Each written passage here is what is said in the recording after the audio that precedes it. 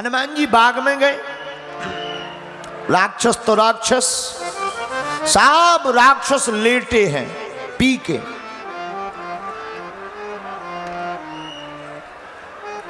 अच्छा, पीने वाले भी बड़े खतरनाक होते हैं। एक आदमी बोला हमने सुना है भैया दारू पीने से जुकाम मिट जाता है। तो दूसरा आदमी बोला पी लो, जुकाम तो ठीक है, हमारे मित्र के तो मकान मिट गए, जमीनें मिट गई, लुगाई मिट गई, जुकाम कौन सी बात है।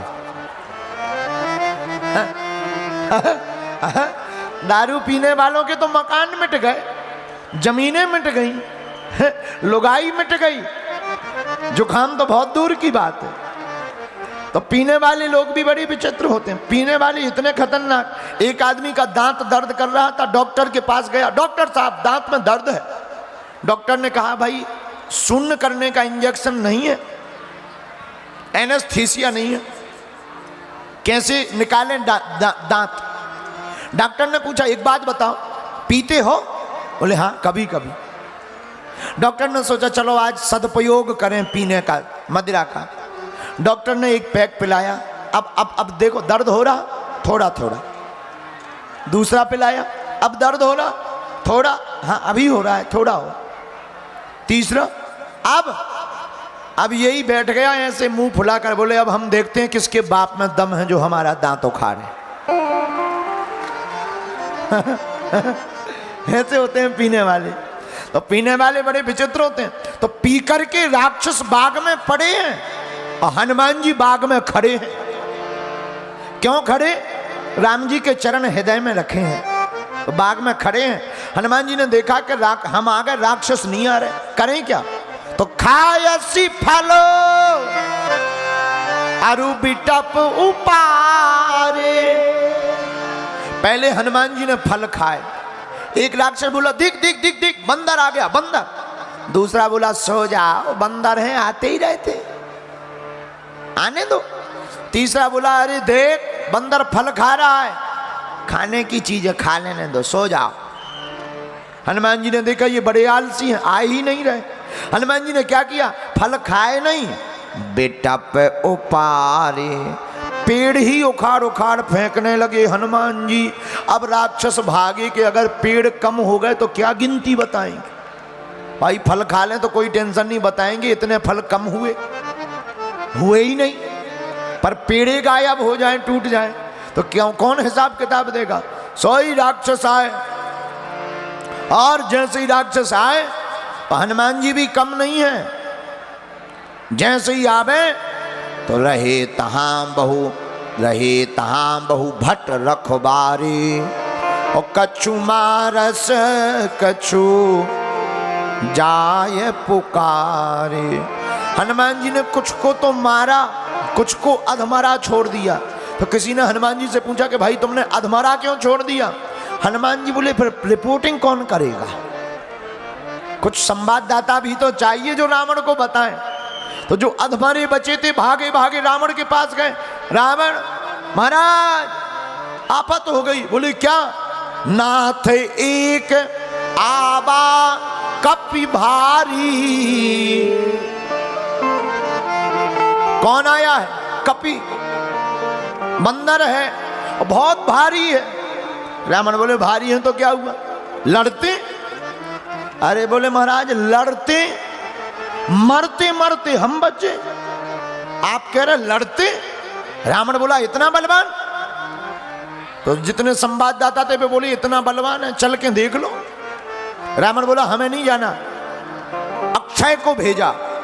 रावण का बेटा अक्षय वहीं बैठा था।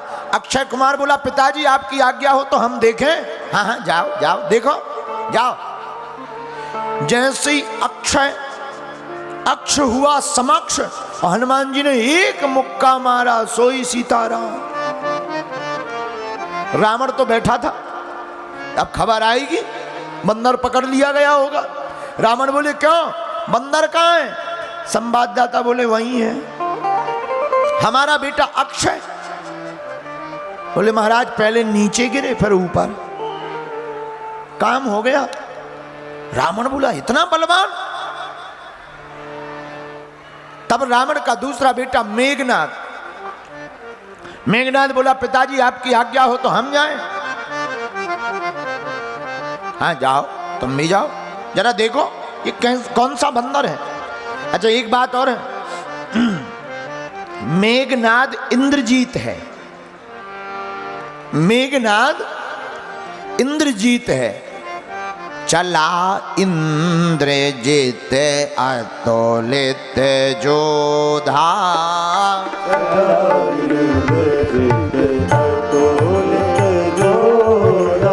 चला इंद्रजीत अतुलित जोधा,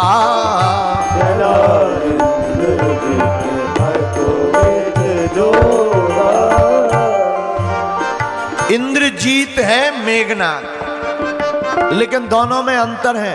अगर मेघनाद इंद्रजीत है तो हमारे हनुमान जी इंद्रिय जीत है, इन्होंने इंद्रियों को जीत लिया। मेघनाद अतुलित योद्धा है तो हमारे हनुमान जी अतुलित बलधाम है। अब क्या टिकेगा इंद्रजीत? नहीं। जितने उसके साथ में थे, रहे महाभट्टा के संगा, रहे महाभट्टा के संगा, रहे महाभट्टा के संगा, रहे महाभट्टा के संगा, गह गह कपि मर दय निज अंगा, गह गह कपि मर दय निज अंगा। जितने मेघनाद के साथ में बलवान आए थे योद्धा, हनुमान जी एक को पकड़े एक हाथ में, दूसरे को पकड़े दूसरे हाथ में, लगे मंजीरा बजाने, और मंजीरा ऐसा बजाएं कि दोनों स्वाहा हो जाएं। बाकी राक्षस पूछे कि ये क्या कर रहे हो? हनुमान जी बोले हमें कीर्तन करने का शौक है, मंजीरा बजा रहे हैं। दूसरा राक्षस बोला कि आप मंजीरा बजा रहे, कई लोगों के प्राण जा रहे। हनुमान जी बोले जा रहे तो हम क्या करें, हम तो मंजीरा बजा रहे। और हनुमान जी गह गह कपि मर दय निज अंगा, गह गह कपि मर दय निज अंगा, गह गह कपि मर दय निज अंगा। हनुमान जी ने अपने रोम ऐसे खड़े किए जैसे माताएं, आपने कपड़ा देखे, कपड़ा जब माताएं कपड़ा साफ करती हैं तो एक बुरुश लेती हैं, बुरुश, और बुरुश उसके ऊपर चलाती, पूरा मैल निकल जाता है। ऐसे ही हनुमान जी ने अपने रोम खड़े किए, एक राक्षस पकड़े हाथ में छिलनी जैसा छील दे और फेंक दे। आहा भैया, एक एक करके सब राक्षस मारे गए। मेघनाद ने सोचा अब हमारी बारी है, बाकी तो सब मर गए। तो मेघनाद का दिमाग नहीं चला तो एक उपाय आया, क्या किया जाए? ब्रह्म अस्त्र ही साधा, कपि मन कीन विचार, जो न ब्रह्म सर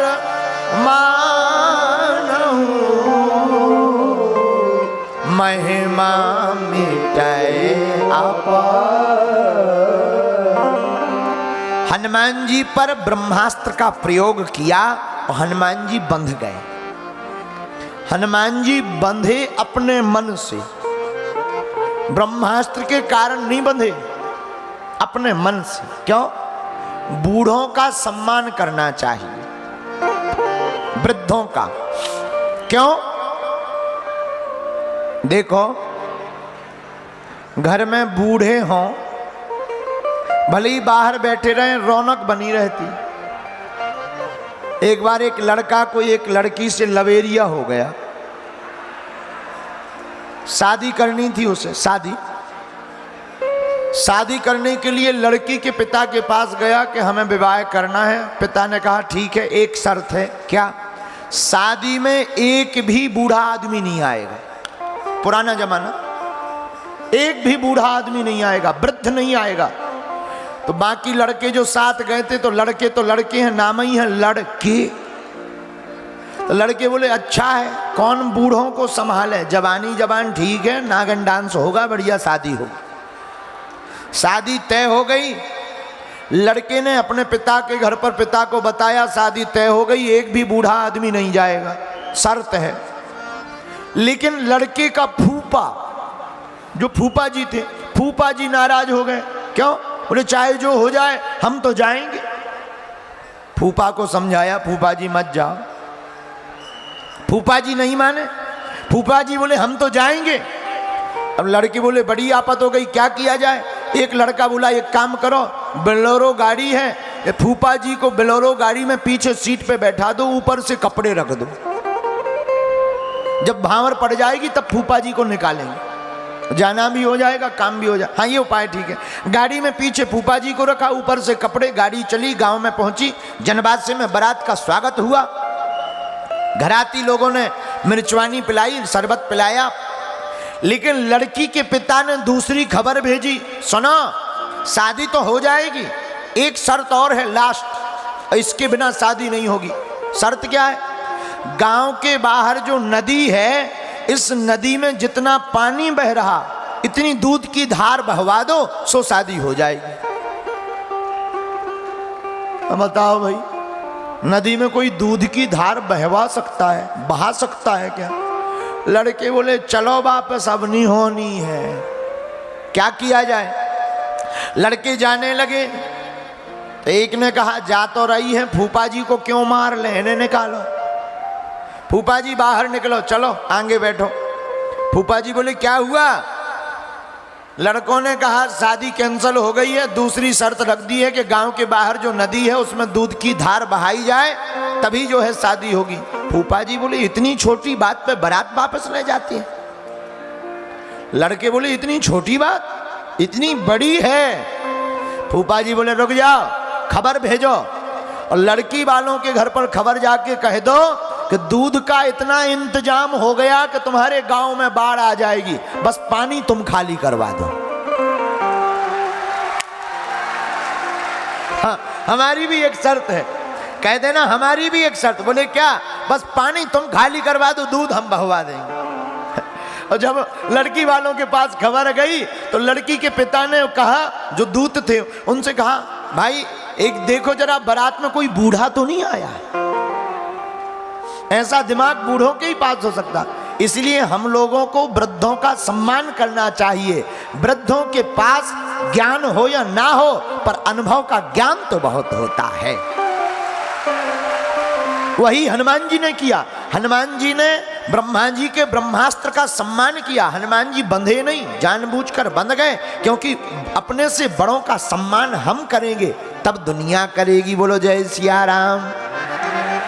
ब्रह्म अस्त्र ही साधा, कपि मन कीन विचार, जो न ब्रह्म सर मानो, महिमा मिटाए अपार। एक बात और, अपने से बड़ों का सम्मान इसलिए करना चाहिए क्योंकि इनके पास अनुभव होता है। एक बार छिंदवाड़ा से एक रेलगाड़ी भोपाल जा रही थी। एक डिब्बे में एक बूढ़ा आदमी बैठा, छिंदवाड़ा का, 60 साल का चंगीलाल। 10-12 लड़के उस डिब्बे में चढ़े। नाम ही है इनका लड़के, जो लड़ते ही रहे।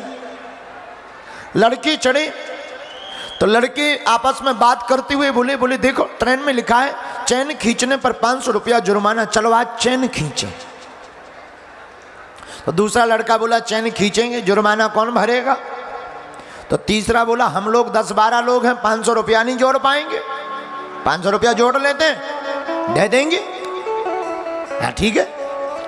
अब सबने 1-1, 2-2 करके 10-12 लड़के ने 100-100 रुपया दिए, 1200 रुपया इकट्ठा किए, एक लड़का की जेब में डाल दिए, तुम ले लो, बाद में 500 दे देना, फिर जो बचे सो पर हिसाब किताब हो जाएगा। ठीक। तब तक एक लड़का बोला चैन भी खींच लेंगे, रुपया भी नहीं लगेगा। बोले क्यों?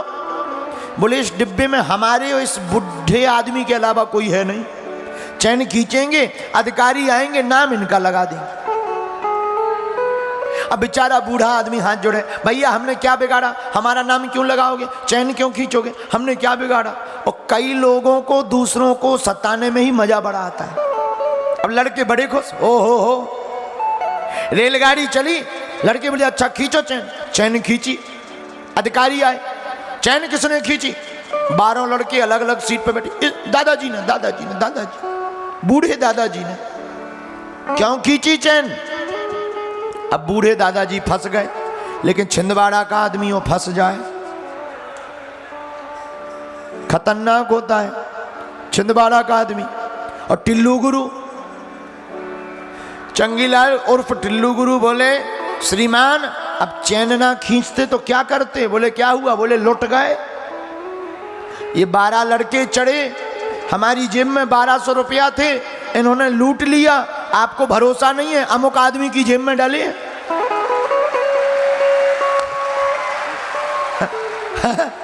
अमुक आदमी की जेब में, और उन्होंने तो पूरा देखा ही था कि किसकी जेब में हो कितने रुपया है। अधिकारियों ने पुलिस बुलाई, पुलिस आई और जब तलाशी की गई सच में 1200 पाए गए। वो 1200 दादाजी को लौटा दिए और अधिकारी बोले शाबाश, बुढ़ापे में भी कितना दम है।